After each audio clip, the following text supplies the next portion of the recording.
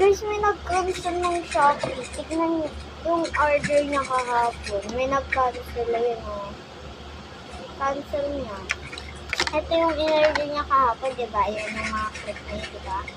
In-order niya, tapos kinancel niya. Paano ka na to? Kinancel niya guys.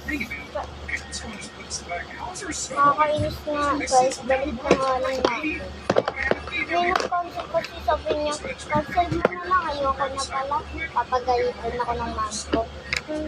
Ba't ko naman nag-order ka tapos di mo alam na nagagalit pala mami mo? Dapat nagsabi ka muna. Kung kinancel niya po, tapos in-order niya naman eh. Ba't ko pa ika-cancel ito? Ano? Sa susunod, di ko na siya pagbibigyan, guys. Guys, yung mga scammer, guys, wag niyo silang pagbibigyan. Yung pangalan pala ng ano sa akin, pili ay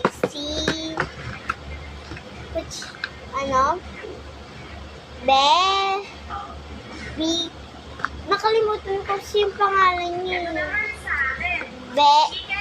Basta? Bexy, oo, Bexy. Ay, mali pala.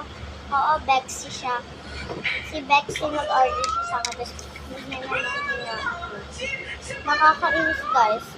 Sa mga scammer dyan, wag niyo siyang pagbibigyan kasi scammer siya. Kasi guys, hindi siya, nainis na kasi ako. Kasi guys, in-order niya na, kinancel niya pa. Pero sabi ng kaibigan ko, hindi naman talaga siya pinagalitan ng mama niya. Oo nga, nakakainis, guys. Super. Scammer yun, guys, sa Becky. Huwag niyo siyang pagbibigyan kasi scammer siya talaga, guys. Scammer siya, guys.